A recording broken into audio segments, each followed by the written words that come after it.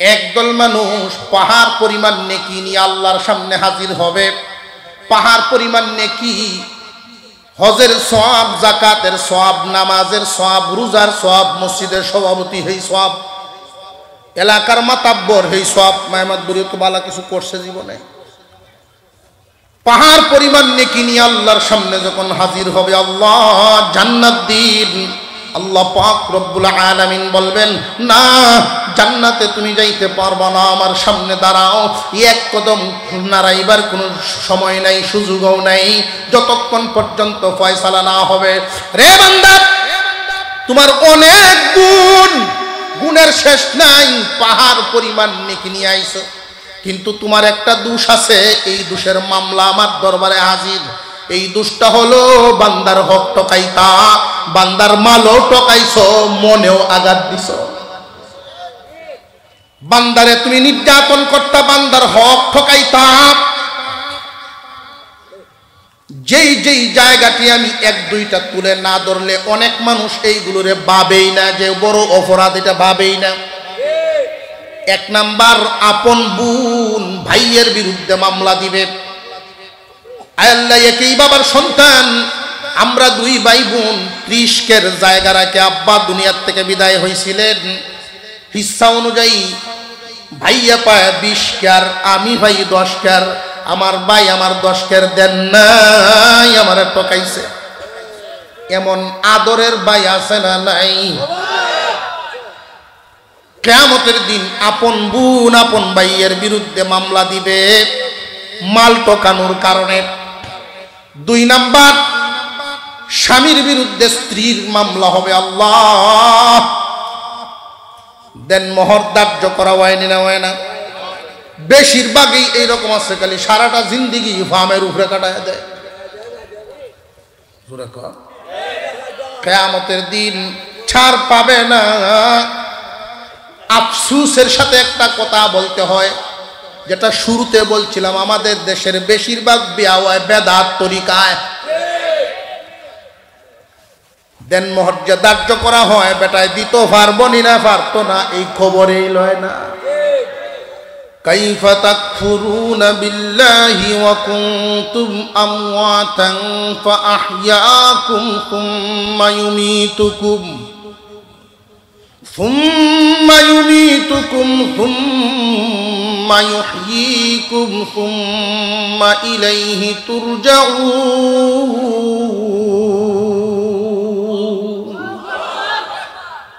আল্লাহ পাক রব্বুল আলামিন বলেন, কেমনে তোমরা আল্লাহর নাফরমানি করো, কেমনে কুফরি করো, কেমনে শিরিক করো, কেমনে নাস্তিকবাদ অবলম্বন করো, নাস্তিকদের পথ অবলম্বন করো। কেমনে রে বান্দা, তোমার নাম নিশানা আজ থেকে 100 বছর আগে এই দুনিয়ায় ছিল না। আমরা এখানে যারা আছি, এমন কি কেউ আসেননি যে 100 বছর আগে আমাদের নাম নিশানা ছিল? আরো জোরে খন।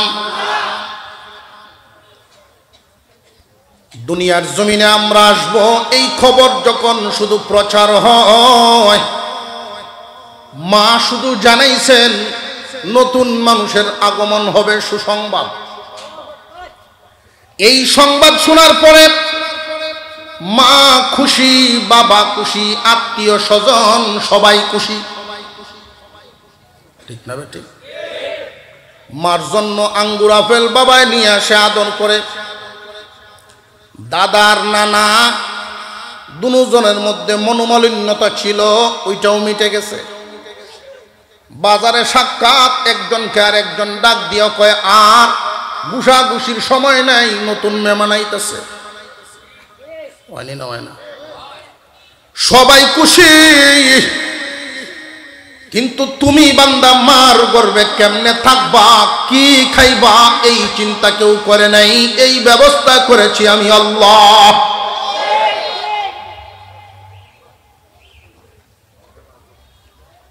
কেমনে তোমরা কুফরি করো, এই অর্থটা যদি বুঝা লাগে, একটা উদাহরণ দেওয়া লাগবে। আপনাদের এই শায়েস্তাগঞ্জ নতুন বাজার মোড়ে ছোট একটা বাচ্চার কান্নার আওয়াজ শুনে মানুষ জমা হয়েছে। এই বাচ্চা তার ঠিকানাও বলতে পারে না, ঠিক মতো নামও বলতে পারে না, এত ছোট, শুধু কান্দে আর কান্দে। যুগটাও এমন সোশ্যাল মিডিয়া না প্রচার করে দিব, এমনও যুগ ছিল না ছিল না। এই বাচ্চার উপায় কি, কই দিবে, কাকে দিবে, তার ঠিকানাই বা কই। অবশেষে এলাকাবাসী সিদ্ধান্ত নিল যে কোনো একজন ভালো মানুষের জিম্মাদারিতে বাচ্চাটা দেওয়া হোক। ভালো একজন মানুষের জিম্মাদারিতে দেওয়া হলো, ভালো মনের মানুষ। উনি এই বাচ্চাটাকে নিজের সন্তানের চেয়েও আদর করে মানুষ করছে।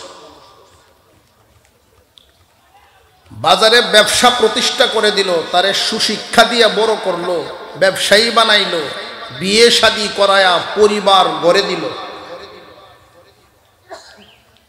ভালো মনের মানুষটার অবদান তার পিছনে কম না অনেক। এখন যদি এই ছেলেটা এই ভালো মনের মানুষটার বিরোধিতা করে, তাহলে এলাকাবাসী কি বলা বলি করবো যে এত নিমক হারাম কেমনে হয় মানুষ। আর একটু জোরে কর। এই কেমনেটার অর্থ হইল এরকম। আল্লাহ বলেন কেমনে না ফরমানিটা করো তুমি।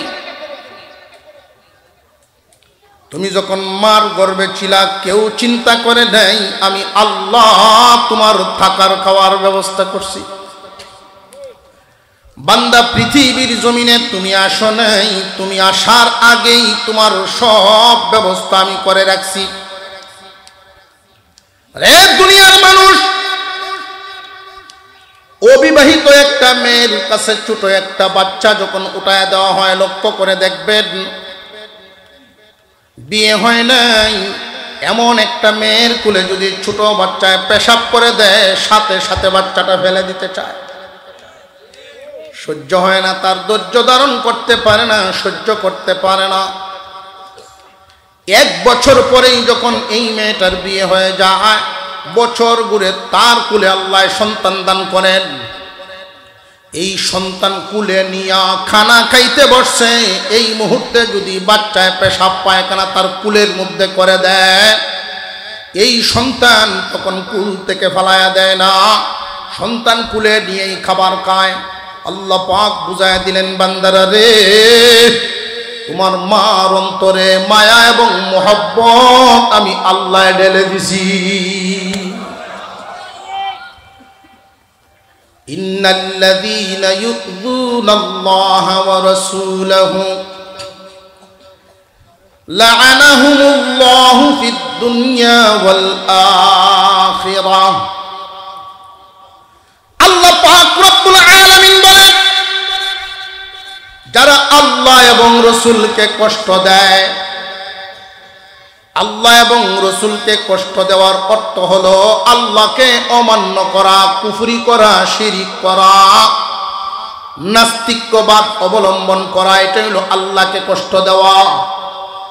রসুলের তরিকার বিরুদ্ধে কেউ যদি অবমাননাকর কথা বলে, দাড়িকে নিয়ে টিটকারি মাস্কারি করে, সুন্নতি পোশাককে নিয়ে টিটকারি মাস্কারি করে, মহান আল্লাহ তাতেও কষ্ট পান। কারণ রসুল কষ্ট পাইলে, রসুল কষ্ট পাওয়ার আগে আল্লাহ কষ্ট পান।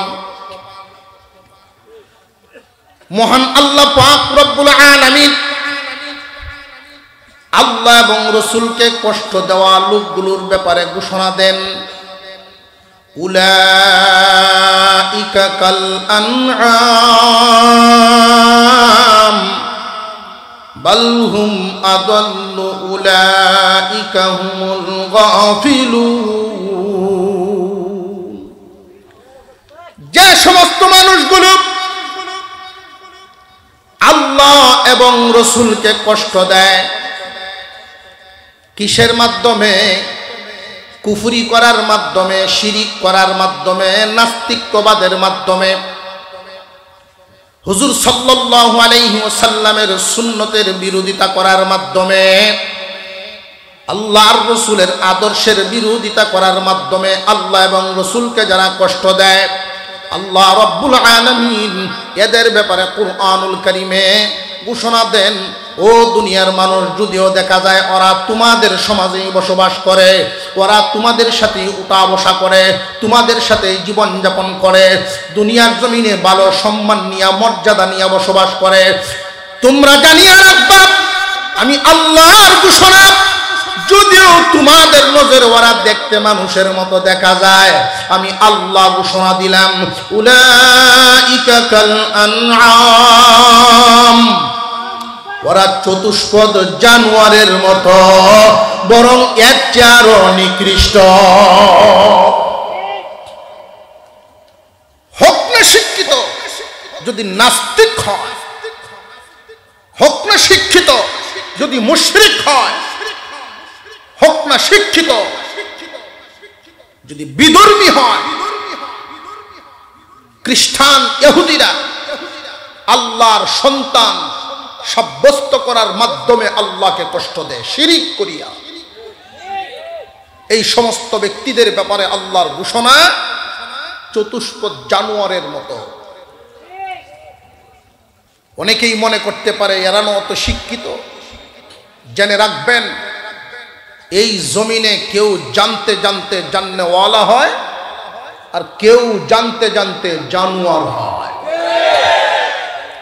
জানতে জানতে জাননেওয়ালা কারা, আর জানতে জানতে জানোয়ার কারা?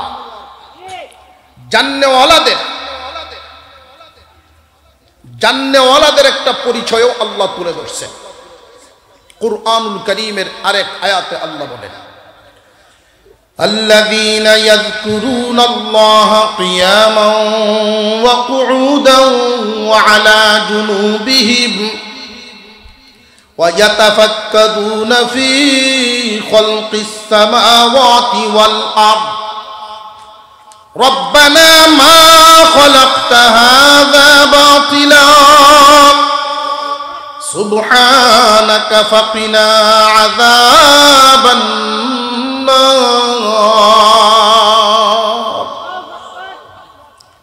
আল্লাহ পাক রব্বুল আলামিন জানতে জানতে জাননেওয়ালাদের একটা পরিচয় তুলে ধরেছেন, জ্ঞানী লোকদের পরিচয় তুলে ধরেছেন। সত্যিকারের জ্ঞানী লোক হইল তারা বসা অবস্থায়, দাঁড়ানো অবস্থায়, শুয়া অবস্থায় হামেশাই আল্লাহকে স্মরণ রাখে, আল্লাহর কথা বলে না তারা, অর্থাৎ আল্লাহর বিরোধিতা করে না তারা। আসমান এবং জমিনের মাঝামাঝি যা কিছু আছে তারা লক্ষ্য করে দেখে, আল্লাহর নিদর্শন দেখা যায়, আল্লাহর কুদরত সব কিছুর সাথেই মিশে আছে। এই জ্ঞানী লোকগুলো যখন গাছের পাতাগুলোর দিকে তাকায়, এক পাতার নকশা আরেকটা পাতার নকশার সাথে কোনো মিল নেই, একটা পাতার নকশা আরেকটা পাতার সাথে মিল পাইবেন জীবনে কোন কারিগরে বানাইলেন? আওয়াজ দিয়া বলেন উনি কে? আল্লাহ সুবহানাহু তাআলা। জ্ঞানীগণ চিনতে পারেন আমার আল্লাহ বানাইছেন, কোনো পরিশ্রম নাই, কোনো খাটাখাটি নাই, শুধু কোন বলেছেন তো ফায়াকুন হয়ে গেছে। মহান আল্লাহ পাক রব্বুল আলামিন এই জগৎ বানাইলেন, প্রত্যেকটা প্রাণী বানাইছেন, একটা প্রাণীর অবয়বের সাথে আর একটা প্রাণীর অবকাঠামো মিল নাই, একটা গাছের সাথে আর একটা গাছের কোনো মিল নাই, একটা ফলের সাথে আর একটা ফলের কোনো মিল নাই। রে বান্দা, লক্ষ্য করে দেখো, এই দুনিয়ার জমিনটাকে আমি এমন ভাবে সাজাইলাম, তোমার বসবাসের যোগ্য করে সাজাইলাম। আল্লাহ পাক রব্বুল আলামিন এই জমিনকে বিছানা বানায়া দিবেন। আল্লাযীন ইয়া আইয়ুহান নাস اعبدوا ربكم الذي خلقكم والذين من قبلكم لعلكم تتقون الذي جعل لكم الأرض فراشا والسماء بناء وأنزل من السماء ماء فأخرج به من الثمرات رزقا لكم فلا تجعلوا لله أندادا وأنتم تعلمون আল্লাহ বলেন এই জমিনটারে আমি বিছানা বানাইলাম। বিছানা, বিছানা কেন বললেন? বিছানা হলো আরামের জায়গা। একজন মানুষের আরামদায়ক ভাবে এই জমিনটারে আল্লাহ বানাইছেন। দুনিয়ার মানুষ এই জমিনকে আল্লাহ এত শক্ত করেন নাই যে তোমরা হাল চাষ করতে পারবা না, প্রয়োজন একটা খুঁটা গাড়তে পারবা না, এমন শক্ত তিনি করেন নাই। আর এত নরমও করেন নাই যে হাঁটিয়া চললে পা দেবে যাবে, ট্রাক ভর্তি মাল নিয়ে গেলে ট্রাক দেবে যাবে, 100 তলা বিল্ডিং বানাইলে নিয়ে দইসা যাইব, এমন নরমও করেন নাই। মহান আল্লাহ পাক রব্বুল আলামিন এই জমিনটারে এত সুন্দর করে তোমার বসবাসের উপযোগী করে বানায়া রাখছেন। আসমান থেকে বৃষ্টি বর্ষণ করেন, বৃষ্টির পানি দিয়ে জমিনটারে তিনি সজীব করার জন্য জমিনকে উপযুক্ত করেন। এই জমিন থেকে তোমার জন্য শাক সবজি গাছ এগুলো বের করে আল্লাহ পাক রব্বুল আলামিন এত নিয়ামত দিলেন, এরপরেও তুমি আল্লাহ বলে যাও। আল্লাহ বলেন ওরা চতুষ্পদ জানোয়ারের চেয়েও নিকৃষ্ট। চতুষ্পদ জানোয়ারের চেয়ে নিকৃষ্ট যে বললেন, আমরা চতুষ্পদ জানোয়ার 4 পায়া যত জানোয়ার চিনি, এর মধ্যে সমাজে নিকৃষ্ট প্রাণী হিসেবে পরিচিত কোনটা? কুকুর।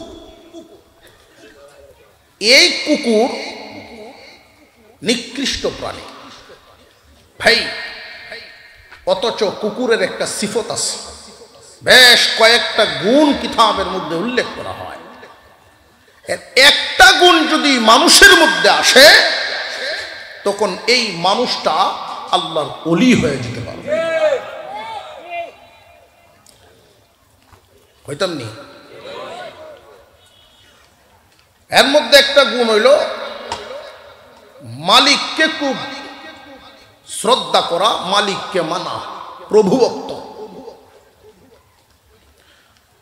বাড়িওয়ালা তার জন্য আলাদা কোনো বিছানার ব্যবস্থা করে না, কুকুরের জন্য আলাদা কোনো ঘর বানায় না। অথচ এই মালিক যদি বল মাছ বাজার থেকে কিনে লই আইয়ে আর কুকুরে দেখে, সে খুব খুশি হয়। যখন রান্না বান্না শুরু হয় খুশির ঠেলায় আরো 2-4 বন্ধু বান্ধব দাওয়াত দেলায়, আয়োরিস খাওয়ান আছে। দেখছেন না আপনার বাড়ির সাইডে আরো 2-3 জন ঘুরতেছে, সাথী সঙ্গী আইছে, দাওয়াতি মেহমান আপনার না তার, খুশিতে দাওয়াত দিচ্ছে। যখন রাত্রে আপনি খাওয়া শুরু করলেন, সে বাহির থেকে মাঝে মাঝে আওয়াজ দেয়, বুঝায় যে আমিও আসি, আপনার ভোরের ডা আমার। তো বিবি সাহেব ভিতর থেকে ফতুয়া দেবে দিছে, রাত্রে বাইরে কিছু ভালানি নাই। কুত্তায় বাইরে থেকে দিছো বেটি সর্বনাশ করিলে আমার। এই যে ফালাইলো না বাহিরে, এই জন্য কুকুর কি রাগ করে বাড়ি ছেড়ে দেয়? সে খাইতে পারলো না, এই জন্য রাগে পাহারাদারি ছেড়ে দেয়। এই রাত্রে যদি কোনো চোর ঢুকে অনায়াসে তাকে সাথ দিবে। নিজের পেটের ক্ষুধাও সহ্য করে, মনের জ্বালাও সহ্য করে। মনের জ্বালা কোনটা? ইজ্জত গেল তার, বন্ধু বান্ধব দাওয়াত দিয়েছেন, ফেরার কাছে বোঝায় বোঝায় সৌরিতে জাগারে আজকে হইল না, ফেস লাগিয়ে গেছি। তো তারার হতে জায়গা, সে তো আর বাড়ি ছাড়ে না।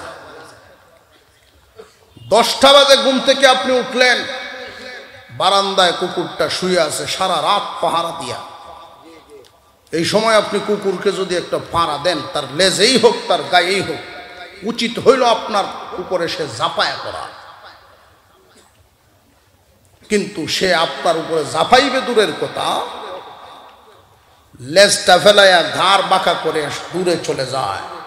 আপনার দিকে সে শুধু আফসুস করে একটা আওয়াজ দিয়া যায়, মালিক আমি তোমারে চিনলাম, তুমি তোমার মালিক চিনলাম। আমি তো সারা রাত পাহারা দিছি, তুমি তো ফজর কাজা করে ঘুমায় রইছো। মালিকে তোমারে বল মাছ খাওয়াইলো, তুমি ফজর পড়ো নাই, আর আমি কাটার আশায় ছিলাম, কাটাও পাই নাই, এরপরেও পাহারাদারি ছাড়ি নাই। এই বাধ্য একটা প্রাণী কুকুর, এই কুকুরের এই সিফতটা যদি মানুষের মধ্যে চলে আসে, মানুষ যুগ শ্রেষ্ঠ ওলি হয়ে যাবে। তো এই কুকুরকে আমরা নিকৃষ্ট বলি কেন? যে তার মধ্যে 3টা দোষ আছে। এই 3টা দোষ তার মধ্যে থাকার কারণেই আমরা নিকৃষ্ট প্রাণী হিসেবে তাকে সাব্যস্ত করি। 1 নম্বর দোষ হইল সে নাপাক থাকতে পছন্দ করে। কি পাক? নাপাক। দেখবেন সে যখন পেশাব করে, যদি ধুলাবালুর উপরে তার পেশাব শুরু হয়ে যায়, তখন তো আর সিডা ফুটায়ের গায়ে পড়তো না। এই সময় পেশাব অর্ধেক রাস্তার থামায় দিব, ফুল পেশাব করতো না। তার পেশাবের তৃপ্তি আইব তখন, সিডা ফাটা তার শৈল্য ফিরিয়ে আইব যখন। এর আগ পর্যন্ত পুরা পেশাব করতো না। একটু পেশাব করে আগে বুঝবো শৈল্য আইয়েনি। আমরা ভুলও করছেন বিষয়গুলো, আগে লক্ষ্য করবো শরীরে আসে কিনা। যদি দেহের দিকে না আসে, তার শৈল্য না ভরে, পেশাব থামায় দিব। আবার সামনে গিয়ে আরেকটা জায়গার দাও করবো। যতক্ষণ সিরা ফাটা, গাছের জোর, পাথর, ওয়াল, এই শক্ত জায়গার পেশাব যখন করে, সিটটা শৈল্য ভরে, তার শরীর নাফাক হতে হবে। নাফাকি তার পছন্দ, নাফাক থাকতে। আফসুসের সাথে বলা লাগে, মানুষ আশরাফুল মাখলুকাত। অনেকরে যদি বলা হয় আসেন ভাই নামাজটা করি, হুজুর কাপড়ের হালত ভালো না। তুমি না আশরাফুল মাখলুকাত? কুকুর নাপাক থাকতে পছন্দ করে, তুমি কি পছন্দ করলা? তাহলে তোমার খাসলত আর তার খাসলতের মধ্যে বেশ কম রইল। আরেকটা দোষ হইল তার, সে নির্লজ্জ, বেহায়া। প্রত্যেকটা প্রাণীকে আল্লাহ তাআলা সৃষ্টিগতভাবেই লজ্জাস্থান রাখার উপকরণ দিয়েছেন। লেজ, লজ্জাস্থান ডাকে রাখে। মুরগির লেজ নাই, হাঁসের লেজ নাই, পশম দিয়েই ডাকা। জোরে কর। অন্যান্য প্রাণীর লেজের মাধ্যমে লজ্জাস্থান ডেকে রাখা। ছাগলের লেজ লম্বা না কুকুরের লেজ? ছাগলের লেজ 4 আঙ্গুল, এরপরে ওটা কে রাখে, ঠিক না বেঠিক? আর কুত্তা আদাত লম্বা, উল্টাইতেছে। জোরে কর। মানুষের মধ্যে বহু মানুষ এমন আছে, ফরজ দেখে রাখার মতো উপকরণ আল্লাহ তাকে দিয়েছেন, এই যোগ্যতা, এই ক্ষমতা তার আছে। শরীর দেখে রাখার, পর্দায় থাকার মতো যোগ্যতা আল্লাহ তাদের দিয়েছেন, এরপরেও ফরজ পরিমাণ দেখে রাখে না। এই কুকুরের খাসলত তারে বর করছে।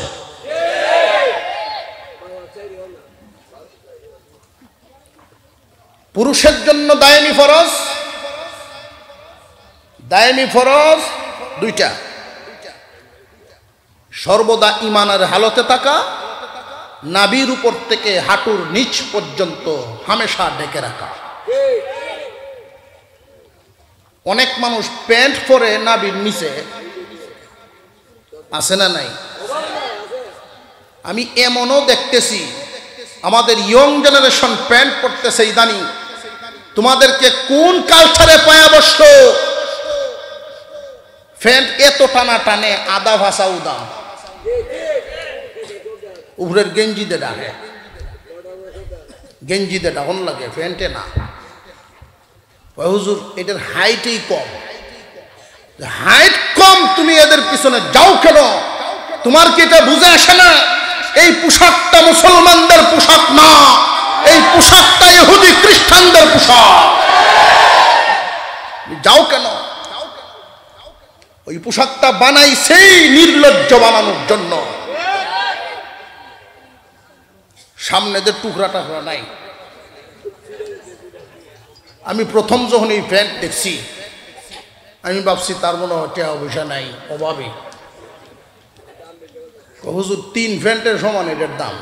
আশ্চর্য ব্যাপার, কোন রুচি? তখন আমার বুঝে আইছে এই লোকদেরকে মানে কুকুরের যেই খাসলত, কুকুরের যেই রুচি, এই রুচি বর করছে। উলঙ্গ করে ছাড়বে জাতি, ইহুদি খ্রিস্টানদেরকে যারা ফলো করবে উলঙ্গ করে ছাড়বে। জেনে রাখবা, আল্লাহ আমাদেরকে ইজ্জত দিয়েছেন, ইমানদারের ঘরে জন্ম দিয়েছেন, আখিরি জামানার পয়গম্বরের উম্মত বানিয়েছেন, আমাদের কুরআন সুন্নাহ আমাদের রাস্তা দিয়েছেন। যদি তুমি ভুল করে স্লিপ কাটো, তাহলে তোমার এই দুনিয়া এবং আখিরাত উভয় জাহান বরবাদ হয়ে যাবে।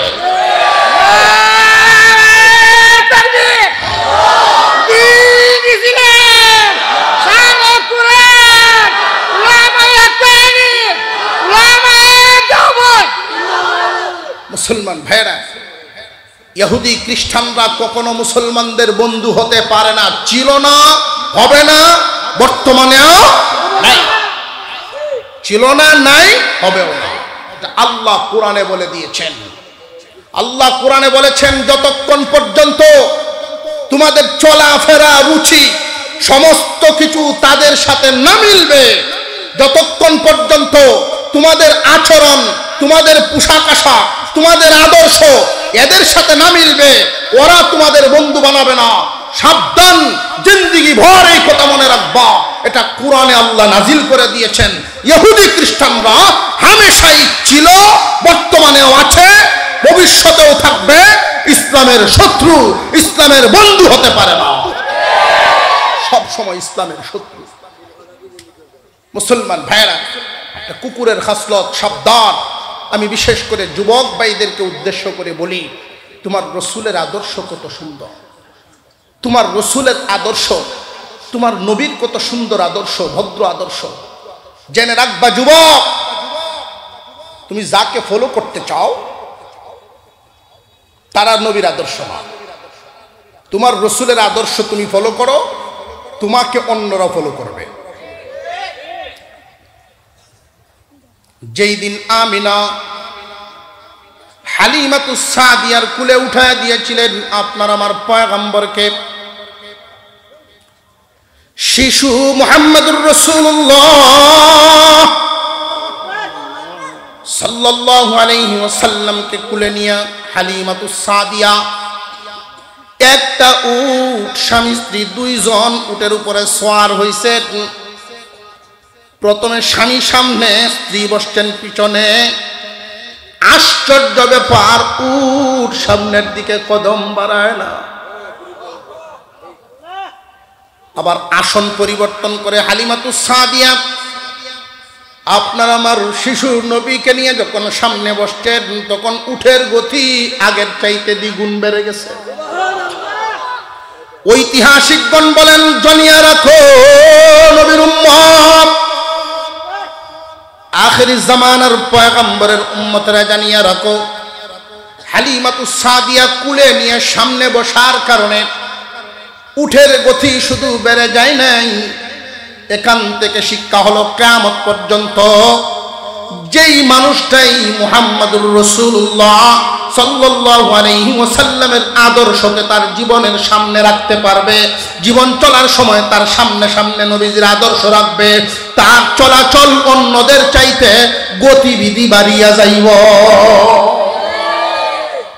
অন্যদের চাইতে ভিন্ন হবে। হুজুর সাল্লাল্লাহু আলাইহি ওয়াসাল্লামের তরিকা সব সময় অবমাননার মধ্যে থাকে। লক্ষ্য করে দেখবেন, যারা ইসলাম বিরোধী কোনো সময় টুপিরে সম্মান দিবে না, দাড়িকে সম্মান দিবে না, জানিয়া রাখবেন ওরা আল্লাহ এবং রসুলকে কষ্ট দেয়, চতুষ্পদ জানোয়ারের চেয়েও ওরা নিকৃষ্ট। কুকুরের 3 নাম্বার খাসলতটা বলছিলাম, হারাম খাইতে পছন্দ করে। কি খাইতে? হারাম। এক জায়গায় ছোট বাচ্চার পায়খানা, এক জায়গায় আপনি গুস্ততে বাত না খাইতেছেন, আপনার বাড়ির কুকুর আইছে, এই মুহূর্তে আপনি লক্ষ্য করে দেখবেন, এই গুস্ত বাত থইয়া এই কুকুর যাইব পায়খানা তাকে, কারণ এই সেন্ট এর বড় পছন্দ। কথা বুঝে আসতেছে? মানুষের মধ্যে কিছু মানুষ এরকম খাসলত পাইছে, হালালের চাইতে হারামে মনে করে আরাম। কথা বুঝে আসতেছে? যখন তুমি দেখবা হারামের চাইতে হালালের চাইতে হারামে আরাম লাগে, বুঝবা তোমার ইমানে রোগ ধরেছে। শীতকালে কেউ যদি কয় ফ্যান চান, সুস্থ না অসুখ? বৈশাখ আষাঢ় মাস, বৈশাখ জ্যৈষ্ঠ মাস পুরা গরম, এই টাইমে যদি একটু হোমলি দিলাম শরীর কাঁপতাছে, তাহলে সুস্থ না অসুস্থ? হারামে যদি তুমি মুমিন হইয়া আরাম পাও, বুঝবা তোমার ইমান অসুস্থ। পচা গান্দা নাপাক খাবার শুকুর এবং কুকুরের, মানুষের না। পচা গান্দা নাপাক খাবার মানুষের জন্য না, কুকুর শুকুরের জন্য। কুকুর শুকুরে পচা গান্দা খাবার খায়া মোটা তাজা হবে, মানুষে খাইলে ধ্বংস হইবে। বুঝে আসতেছে? যদি দেখা যায় তুমি মুমিন হইয়া হারামে আরাম পাও, তাহলে ইমানের হালত বালানা। সত্যিকারের একজন ইমানদার হারামে কখনো আরাম পাইতে পারে না, হারামে কখনো আরাম মিলতে পারে না। কুকুরের খাসলত, ওরা যত শিক্ষিত, আল্লাহ এবং রসুলের বিরুদ্ধে যদি অবস্থান নেয়, কুফর শিরিক নাস্তিক্যবাদের পক্ষে যারা থাকবে, নাস্তিক্যবাদের পক্ষে যারা কথা বলবে, অবস্থান নিবে, হালালকে যারা হারাম এবং হারামকে যারা হালাল করতে চাইবে, আল্লাহর আইনের বিরোধিতা করতে চাইবে, দেখতে যদিও ওরা মানুষের মতো দেখা যায়, জেনে রাখবেন আল্লাহর ঘোষণা, ওরা চতুষ্পদ জানোয়ারের চেয়েও নিকৃষ্ট। ওরা আল্লাহ এবং রসুলকে কষ্ট দেয়, এদের জন্য আল্লাহ কিয়ামতের দিন আযাবের ব্যবস্থা রাখছেন। দুনিয়াতে আল্লাহর অভিশাপ, ওরা কোনো জায়গায় সত্যিকারের সম্মান পাবে না, শান্তি এদের মনের ভিতরে মিলবে না। দেহে শান্তি পাইতে পারে, মনের ভিতরে জ্বালা থাকবো, চোখের সামনে বিবি অন্যদের সাথে চলবে, এইটাই তার জিন্দিগির কুত্তাকুত্তির জিন্দিগি করব। আল্লাহর অভিশাপে অভিশপ্ত হবে। দুনিয়ার থেকে যখন বিদায় হবে, আল্লাহ এদের জন্য শাস্তির ব্যবস্থা রাখছেন। কি? মহান আল্লাহ কুরআনুল কারীমের ভিতরে ঘোষণা দিয়ে রাখছেন, কিয়ামতের কঠিন ময়দানে ওই মানুষগুলো আগুনে পুড়তে পুড়তে যখন চিৎকার করে বলবে পানি দাও, আল্লাহ পাক রব্বুল আলামিন ওই দিন ফেরেশতাদেরকে বলবেন পানি তো আর দেওয়া হবে না। আগুনের তাপের কারণে ওর গা থেকে যেই পরিমাণ ঘাম ঝরেছে, ওই ঘাম এক জায়গায় জমা, আগুনের বেগ দিয়ে আঘাত করার কারণে রক্ত বেঁধেছে। এই রক্ত ঘামের সাথে গিয়া মিশ্রিত হয়ে জমা, আঘাতপ্রাপ্ত জায়গা থেকে যখন পুজ নির্গত হবে, এই পুজ এক জায়গায় গিয়া জমা। মুসলমান ইমানদার ভাইরা আমার, অনেকেই মনে মনে ভাবতে পারে এই 3.5 হাত বডিতে রক্ত পুজ পানি হইলে আর কি হবে? না, জাহান্নামের ভিতরে একজন পাপিষ্টের বডি এমন থাকবে না, বিশাল আকৃতি ধারণ করবে। এই বডির থেকে রক্ত, পুজ আর ঘাম পানি একসাথে যখন জমা করিয়া টকবক করে গরম করবে, আর সে যখন চিৎকার করতে থাকবে পানি দাও পানি দাও, আমার গলা শুকায়া গেছে, তখন ফেরেশতারা ওই 3 জাতীয় বস্তু একসাথে গরম করে, রক্ত, পুজ, পানি একসাথে গরম করে তার মুখের মধ্যে ডালিয়া দিব। 2টা টুট এইভাবে মেলিয়া, একটা টুট নিচে পড়বে আর একটা টুট উপরে উঠিয়া যাবে। এই শাস্তি শুধু একবার 2বারের নয়। ওই পানিটা যখন তার ভিতরে চলিয়া যাবে, নারী ভূমি নারী বুড়ি সব গলিয়া গিয়া পায়খানার রাস্তা দিয়া নির্গত হবে। যন্ত্রণাদায়ক শাস্তি। যারা আল্লাহর বিরুদ্ধে অবস্থান নিবে, রসুলের বিরুদ্ধে অবস্থান নিবে, সাবধান জানিয়ে রাখবেন, অনেক মুসলমানের সন্তান মুসলমান হইয়া, মুসলমানের সন্তান মুসলমান হইয়াও শয়তানের দুখায় পড়ে অনেক সময় ভুল পথে পা বাড়ায়া দেয়। সাবধান হয়ে যাও মুসলমান ভাই। আল্লাহ এবং রসুলকে যদি কষ্ট দেওয়া হয়, আল্লাহকে কষ্ট দেওয়া হয় কুফর শিরিক এবং নাস্তিকতার মাধ্যমে, রসুলকে কষ্ট দেওয়া হয় রসুলের তরিকা অবমাননার মাধ্যমে, রসুলের তরিকার বিরুদ্ধে অবস্থান নেওয়ার মাধ্যমে। কেউ যদি এই অবস্থায় তুমি পৌঁছে যাও, তোমার ঈমান থাকবে না, তুমি নামে মুসলমান থাকবা, দুনিয়ার থেকে বিদায় হওয়ার সময় ঈমান হারা হইয়া মরবা, আর ওই শাস্তি তোমার জন্য অপেক্ষা করব। খুব সাবধান। আল্লাহ এবং রসুলকে যারা কষ্ট দিবে এদের জন্য থাকবে এই শাস্তি। এটা হলো 57 নং আয়াতের এতটুকুন আলোচনা। এবার 58 নং আয়াতে আল্লাহ পাক রব্বুল আলামিন আরেক আলোচনা করেছেন। মহান আল্লাহ বলেন, ইন্নাল্লাযীনা ইউযুনাল্লাহা ওয়া রাসূলাহু লা'আনাহুমুল্লাহু ফিদ দুনিয়া ওয়াল আখিরাহ ওয়া আ'আদ্দা লাহুম আযাবাম মুহিনা ওয়াল্লাযীনা ইউযুনাল মুমিনিনা ওয়াল মুমিনাত বিগাইরি মাকতাসাবু ফাকাদ ইহতামালু বুহতানান ওয়া ইসমান মুবিনা। 58 নং আয়াতে বলেন, ও দুনিয়ার মানুষ, যারা আমার ইমানদার বান্দাবান্দি অর্থাৎ মুমিন বান্দাবান্দিদেরকে বিনা কারণে কষ্ট দেয়। কোন কারণে? আরো জোরে কোন? বিনা কারণে কষ্ট দেয়। আল্লাহ পাক রব্বুল আলামিন এদের জন্য বলেন, বিনা কারণে আমার মুমিন বান্দাবান্দিদেরকে যারা কষ্ট দেয়, আমি আল্লাহ এদের জন্য রাখছি এমন যন্ত্রণা, ওরা নিজেরাই যেন একটা পাপ, একটা অপরাধ কাদের মধ্যে উঠায়া নিল। কেউ যদি ইমানদার বান্দাবান্দিরা বিনা কারণে কষ্ট দেয়, নিজেরাই যেন একটা অপরাধ তাদের গায়ে উঠায়া নিল। হুজুর আকরাম সাল্লাল্লাহু আলাইহি ওয়াসাল্লামকে প্রশ্ন করা হয়েছে এই ব্যাপারে। আল্লাহ পাক রব্বুল আলামিন যে বললেন বিনা কারণে কষ্ট দেওয়ার ব্যাপার, এই আয়াতের ব্যাখ্যায় মুফাসসিরিনে কেরাম এই কথাই বলেছেন, বিনা কারণে একজন মুসলমান আর একজন মুসলমানকে যে কয়েকটা রাস্তায় কষ্ট দেয়, এর মধ্যে একটা রাস্তা হইল মানুষের গীবত করার মাধ্যমে। গীবত করার মাধ্যমে একজন আর একজনকে কষ্ট দেয়নি না দেয় না? মুসলমান জানিয়ে রাখবেন, মানব চরিত্রের যত খারাপ দিক আছে, মানব চরিত্রের যতটা খারাপ দিক, এর মধ্যে মারাত্মক একটা খারাপ দিক গীবত করার অভ্যাস। এই গীবতের যে অভ্যাস এটা মারাত্মক ক্ষতিকারক। কিরকম ক্ষতিকারক? একজন সাহাবী নবীজিকে প্রশ্ন করলেন, তিরমিজি এবং আবু দাউদের মধ্যে উল্লেখ করা হয়, ইয়া রাসূলুল্লাহ, ইয়া হাবিবাল্লাহ, আমি যদি আমার কোনো ভাইয়ের বিরুদ্ধে কথা বলি তাহলে এটা কি গীবত হবে?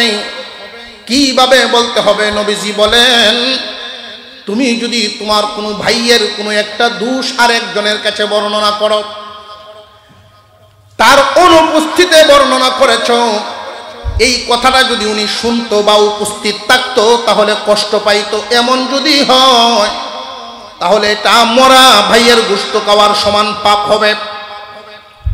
ইয়া রাসূলুল্লাহ, ইয়া হাবিবাল্লাহ, আমি যেই দোষ বর্ণনা করতেছি আর একজনের কাছে এই দোষটা যদি তার মধ্যে বিদ্যমান থাকে, এই দোষটা যদি তার মধ্যে বিদ্যমান থাকে তাহলে কি হবে?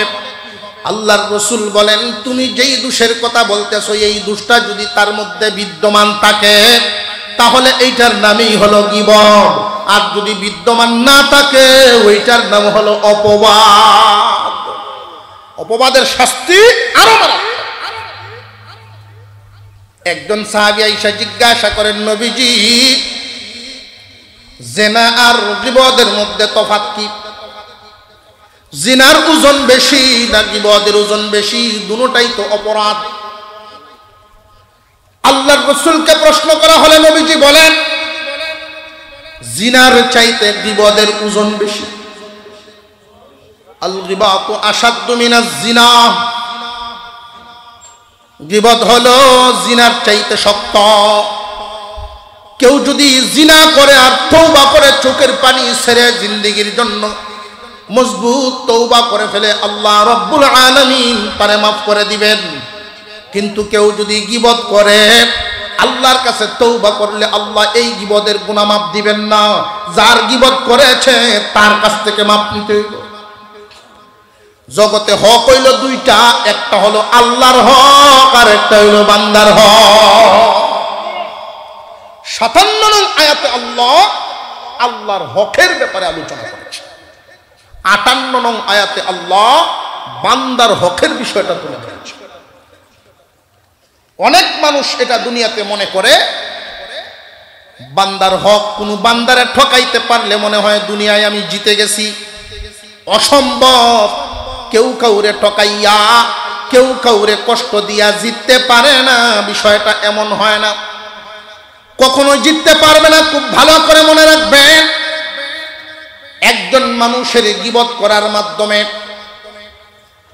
ওই মানুষটার যে গীবত করলেন যত পদ্ধতি আছে, আয়েশা সিদ্দিকা রাদিয়াল্লাহু আনহা নবীজি সাল্লাল্লাহু আলাইহি ওয়াসাল্লামের আরেকজন বিবির ব্যাপারে কথা বলতেছেন, ইয়া রাসূলুল্লাহ, আমার অমুক বোন, আপনার যার একজন বিবি, আপনার উচ্চতা আর তার উচ্চতায় যায় না, উনি অনেক বাট্টি, অনেক খাটো।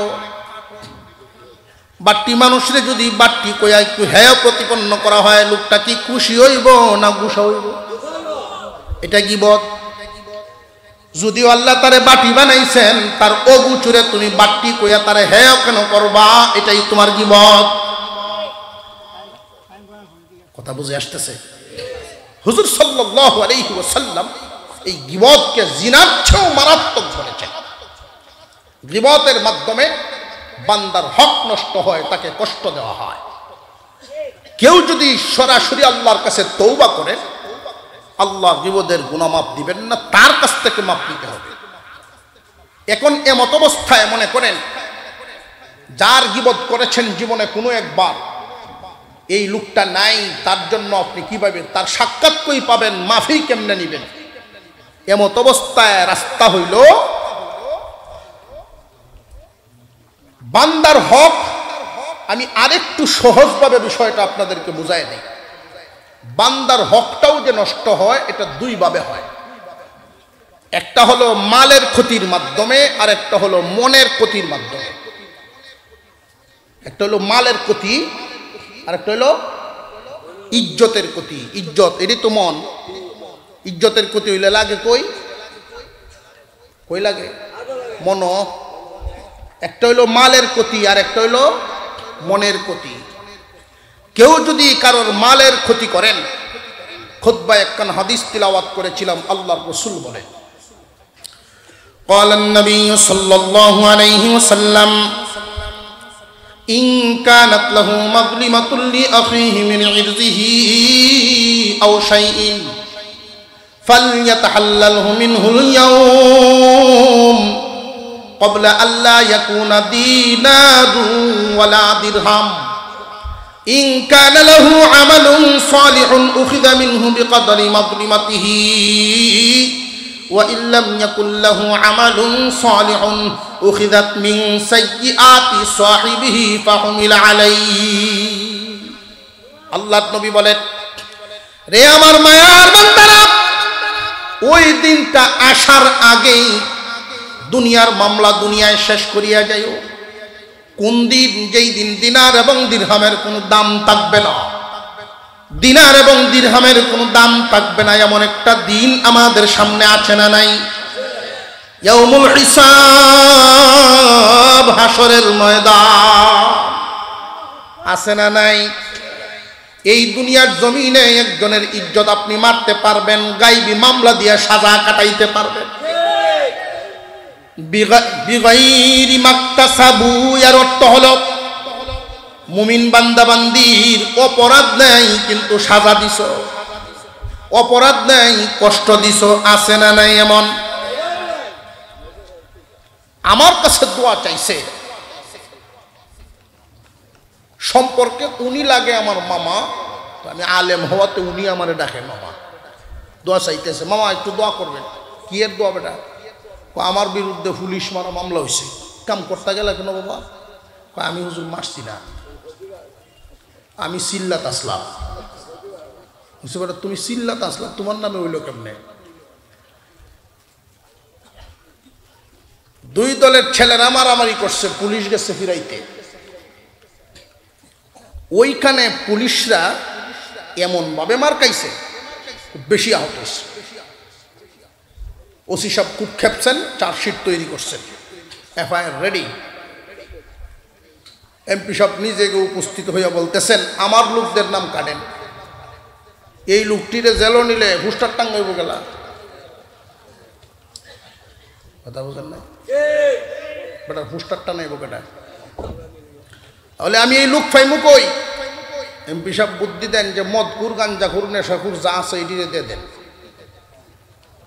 তখন এলাকার গণ্যমান্য ব্যক্তিদেরকে ডাকায় আনছে যে আপনার এলাকায় মদকুর, গাঞ্জাখুর কেটা কেটা আছে, নাম দেওয়া যায়। গণ্যমান্য জঘন্য সবখানেই আছে। এরা কয় মাফ করবেন, এই মদকুর, গাঞ্জাখুরের নাম দেওয়ান যেত না, দিয়া থানাতে বাইরে হইলে আমার উপরে হামলা করব। এর চাইতে এক দুজন বালা মানুষের নাম দেওয়া যায়। বালা মানুষের নাম কোনটা? সিল্লাত যিনি আছে এটা। এটা সিল্লাতে আয়া তার বাড়িতে গেছে, বাবা যে আপনি বলে আমার নাম দিয়ে আইসই, এটা কি কামটা করলেন আপনি? আমার মতো মানুষের আপনি পুলিশ মামলা দিলাই, কি কামটা করলেন? বেটা কই মেয়া টুপি পাঞ্জাবি লাগাইছো, দাড়ি রাখছো, তখন এই অবস্থায় যদি তুমি রাগ দেখাও, আমরার মতো মানুষ কিতা করবো? কথা বুঝে আসতেছে? এটা কি দাড়ি টুপিরে সম্মান দে কইল না কুসা দে কইল? ওরা হই দলের লোক, চিনতে পারছেন? আল্লাহ এবং রসুলকে যারা কষ্ট দেয় সেই দলের লোক। আল্লাহ এবং রসুলকে কষ্ট দেওয়া লোক বাম পথ, আল্লাহ এবং রসুলের পক্ষে জীবন দেওয়া লোক ডান পথ। দুই দল। বান্দার হক একটা হইল মালের, আর একটা হইল মনের। কেউ যদি কারোর মাল নষ্ট করে, খুব ভালো করে জেনে রাখবেন, কিয়ামতের দিন আল্লাহ পাক রব্বুল আলামিন বিচার কার্য যখন কায়েম করবেন, তিনি হবেন জজ, সাক্ষীর কোনো প্রয়োজন নাই। এই দুনিয়ার আদালত সাক্ষী হয় যেমন, বিচার হয় তেমন। সাক্ষী কি মিথ্যা দিল নাকি সত্য দিল, জজের তা দেখার ব্যাপার নয়, সাক্ষীর উপর নির্ভর করেই তো বিচার হয়ে যায়। মুসলমান ভাইরা আমার, ওই দিন আল্লাহ কোনো সাক্ষী নিবেন না। মহান আল্লাহ কোরআনে বলেন, ওয়াকাফা বিল্লাহি শাহীদা। সাক্ষীর জন্য আল্লাহ নিজেই যথেষ্ট। আল্লাহ আপনাকে এইভাবে জিজ্ঞাসা করবেন না যে তুই এই কাম করছিলা নাকি করছিলা না, এইভাবে জিগাইবেন না। বান্দারে তুমি কি নামাজ পড়ছিলা নি না নামাজ পড়ছিলা না, এইভাবে জিগাইবেন না। ডাইরেক্ট জিজ্ঞাসা করবেন, কেন নামাজ পড়লে না, কেন এই অপরাধ করছিলে, এইভাবে জিগাইবেন। কারণ আল্লাহ সব দেখেন নি না দেখেন না। খুব সাবধান, কিয়ামতের দিন ওই আদালতে আল্লাহ যখন জজ, আল্লাহ নিজে যখন বিচারক, একদল মানুষ পাহাড় পরিমাণ নেকি নিয়ে আল্লাহর সামনে হাজির হবে। পাহাড় পরিমাণ নেকি, হজের সওয়াব, যাকাতের সওয়াব, নামাজের সওয়াব, রোজার সওয়াব, মসজিদের সভাপতি হেই সওয়াব, এলাকার মাতাব্বর হেই সওয়াব। মাহমুদপুরে তো ভালো কিছু করছে জীবনে। পাহাড় পরিমাণ নেকি নিয়ে আল্লাহর সামনে যখন হাজির হবে, আল্লাহ জান্নাত দিন। আল্লাহ পাক রব্বুল আলামিন বলবেন, না জান্নাতে তুমি যাইতে পারবা না, আমার সামনে দাঁড়াও। এক কদম নাড়াইবার কোনো সময় নাই, সুযোগও নাই, যতক্ষণ পর্যন্ত ফয়সালা না হবে। রে বান্দা, তোমার অনেক গুণ, গুণের শেষ নাই, পাহাড় পরিমাণ নেকি নিয়ে আইছো, কিন্তু তোমার একটা দোষ আছে। এই দোষের মামলা আমার দরবারে হাজির। এই দোষটা হলো বান্দার হক টকাইতা, বান্দার মালও টকাইছো, মনেও আঘাত দিছ। বান্দারে তুমি নির্যাতন করতা, বান্দার হক ঠকাইতা। যেই যেই জায়গাটি আমি এক দুইটা তুলে না ধরলে অনেক মানুষ এইগুলোরে ভাবেই না যে বড় অপরাধ, এটা ভাবেই না। এক নাম্বার, আপন বোন ভাইয়ের বিরুদ্ধে মামলা দিবে। আল্লাহ একই বাবার সন্তান, আমরা দুই ভাই বোন, 30 কের জায়গা রাখে আব্বা দুনিয়ার থেকে বিদায় হয়েছিলেন। হিস্সা অনুযায়ী ভাইয়া পায় 20 কের, আমি ভাই 10 কের। আমার ভাই আমার 10 কের দেন নাই, আমার টকাইছে। এমন আদরের ভাই আছে না নাই? কিয়ামতের দিন আপন বোন আপন ভাইয়ের বিরুদ্ধে মামলা দিবে মাল টকানোর কারণে। 2 নাম্বার, স্বামীর বিরুদ্ধে স্ত্রীর মামলা হবে। আল্লাহ দেন মোহর ধার্য করা হয়নি না হয় না?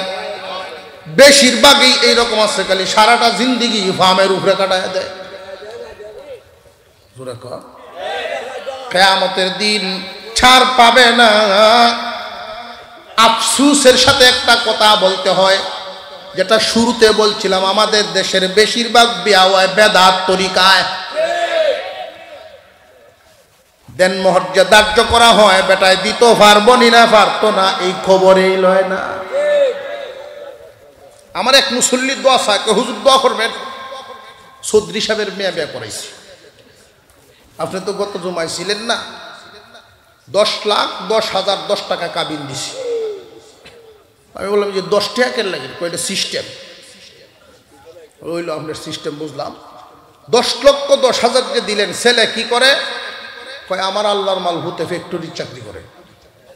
তা আপনার আল্লাহর মাল হুতে ফ্যাক্টরির চাকরি করে, এই সারা মাস পার করিয়া সংসার চালায়া প্রতি মাসে যদি 5,000ও দেয়, এই 10 লাখ শেষ করতে কত বছর লাগবে হিসাব মিলাইছো? কয় হুজুর আপনারা যেমনে কইন অত কঠিন না, আপনারা যেমনে কইন অত কঠিন না, এটা কাটাতেই থাকে, কাটা তো মতন থাকে। এটা মান ইজ্জত সম্মানের জন্য দেওয়া হয়। ইজ্জত সম্মানের জন্যই যদি দেয়, 10 লাখের লাগে 10 কোটি দিলেন না। কাজীর ফিস খুব বেশি বলে আরো বাড়াইল। কি এর ফিস? কাজীর ফিস। আমি বললাম বাবা রে, এটা শরীয়তের একটা শিয়ার, এটা ছাপা মারার জিনিস না, লোক দেখানোর জিনিস না। ধার্য হয়েছে দিতেই। কতগুলো মানুষের সামনে আজকে 3,20,000 না, আজকে 3,25,000, এতগুলো মানুষের সামনে ছাপা মারে ভোট পাইব, সব সাক্ষী হাসরের মাঠে। মহিলার যদি বিচার ধার্য করে, আমরা সব সাক্ষী। কথা বুঝে আসতেছে এখন? ছাপা মারার জিনিস না।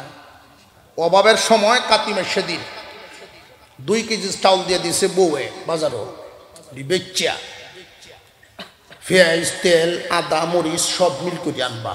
লাস্টে আমার লাগিন 4টে ভান আইন বাজারও নিয়ে 2 কেজি চাল বেচছে।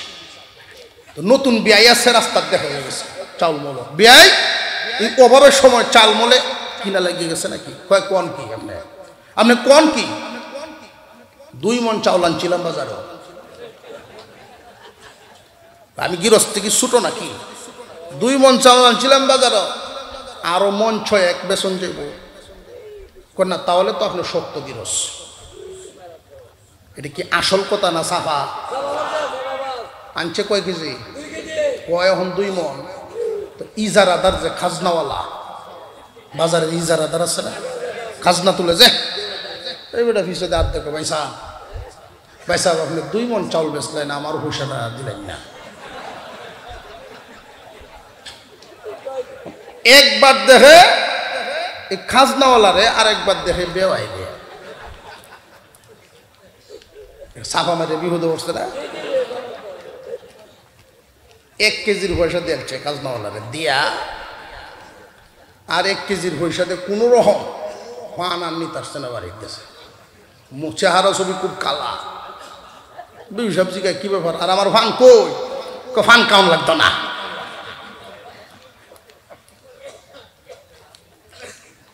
এই দুর্দশা কেন? চাপা মাই দিয়া। সব জায়গা চাপা চলে না, আল্লাহর সামনে ঠিকই দিয়ে দিতে হবে। 1 নম্বরে আপন বোনের পরে বিবি,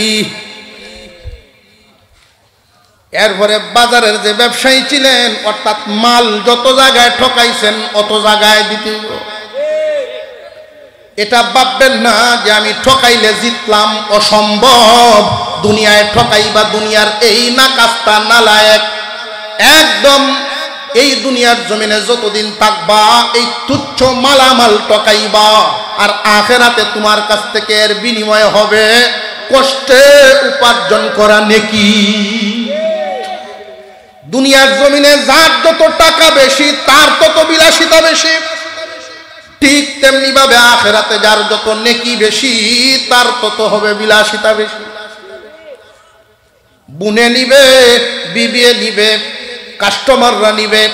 পাশে যে জমিন করত অভিযোগ লই আইছে, আল্লাহ ও এমন এক লোক, সে যদি 1.5 কের ক্ষেত কিনতো 10 বছর ভরে তারটা 2 কের হইতো। খেতে বাচ্চা তুলে শিম টেলাটেলির অভ্যাস এমন মানুষও আছে না নাই? এই ব্যক্তিদেরকেও দেওয়া হবে। এইভাবে দিতে দিতে দিতে দিতে হাদিসের মধ্যে নবীজি বলেন এক পর্যায়ে এমন হয়ে যাবে তার আমলনামায় নেকি আর বাকি থাকবে না। আরো এক দলাইব, আল্লাহ আমিও পাই। আল্লাহ বলবেন এটা তো ইনসাফের আদালত, সুতরাং তোমার তো খালি হাতে ফেরত দেওয়া হবে না। নেকি নেই এই পরিমাণ গুনাহ মাইপা তার আমলনামায় দিয়া তুমি যাও জান্নাতে, তোমার গুনার সাজা কাটবো সে গিয়া জাহান্নামে। মাল টকাইবার সাজা আছে না নাই? والذين يؤذون الله والذين يؤذون المؤمنين والمؤمنات بغير ما اكتسبوا فقد احتملوا। বুঝা গারো তুললে লইলা, বান্দারে ঠকাইলা মানে বুঝা তোমার গারো, তুমি বুঝা তুলছো, জিতো নাই বুঝা তুলছো। 2 নাম্বার আরেকটা হইল বিনা কারণে মুমিন বান্দা বান্দিরে কষ্ট দেওয়া। মনে অপরাধ করে নাই, খামাখা পয়সা দিয়া সম্পর্কের কারণে সাক্ষী বাউ করে দিয়া দিছে মামলা। এমন মানুষ আছে না নাই? তুমি সুযোগ পাইছো, অন্যায়ভাবে মামলা দিয়েছ, এই দুনিয়ার জমিনে তুমি একজন রাজা আসামি বানাইলা। দুনিয়া তো কষ্ট হইল তার পার হবে, কিন্তু বান্দারে কিয়ামতের দিন তুমি কিন্তু আসামি হইবা। বিনা কারণে কাউরে তুমি আসামি বানাইছো, কিয়ামতের দিন তুমি নিজে আসামি হইবা। বিনা কারণে কারোর মনে আঘাত দিয়েছ, তার মধ্যে এই দোষ নাই, এই দোষটা তুমি ছড়ায়া দিছো। মনের ভিতরে আঘাত পাইব, দোষ নাই, দোষ ছড়ায়া দিছো, তারে তুমি কষ্ট দিলা। কিয়ামতের দিন তোমার নেকি নষ্ট হইব। গীবত করলা, তার মধ্যে দোষটা আছে, এমন দোষও যদি ছড়াও সে মনে মনে কষ্ট পাইয়া তোমার বিরুদ্ধে কিয়ামতের দিন আদালত কায়েম হইব। খুব সাবধান। আল্লাহর রাসূল মেরাজ থেকে এসে বলেন, আমি একদল মানুষকে দেখেছি এমন হালত, নখগুলো ছিল তামা দিয়া তৈরি। কি দিয়া তৈরি? তামার নখ। তামা দিয়া নখ বানাইছেন। আল্লাহর পয়গম্বর বলেন আমি দেখলাম ওরা এই তামার নখ দিয়া মুখের উপরে আসর দেয়, বুকের উপরে আছর দেয়, এই গোশত নিজে খায়, মুখের উপরে আসর দেয়, বুকের উপরে আসর দেয়। এই বিকৃত অবস্থা তাদের চেহারা আবার পূরণ হয়, আবার খামচা দেয়, পচা গোশত এদের সামনে দেওয়া হয়, এগুলো চিরে চিরে খায় আর চিৎকার করে। আল্লাহর পয়গম্বর বলেন জিবরাইল এই মানুষগুলো কারা? জিবরাইল আমিন বলেন ইয়া রাসূলুল্লাহ আপনার উম্মতের একদল বদনসিব, ওরা আরেক ভাইয়ের গীবত করত, ওই মানুষগুলোর সাজা হইল এই। খুব সাবধান, গীবতকারীর সাজা। যারা গীবত করবে সাজা তাদের উপরে তারা নিজেরাই বহন করলো, নিজেরাই এই সাজা উঠায় নিল। খুব সাবধান, মানুষের মনে কষ্ট দিয়া কেউ কোনোদিন শান্তি পাইতে পারে না। আপনি যারে কষ্ট দিবেন যেই পরিমাণ, আপনার জন্য ব্যবস্থাও থাকবে এর চাইতে আরো বেশি পরিমাণ।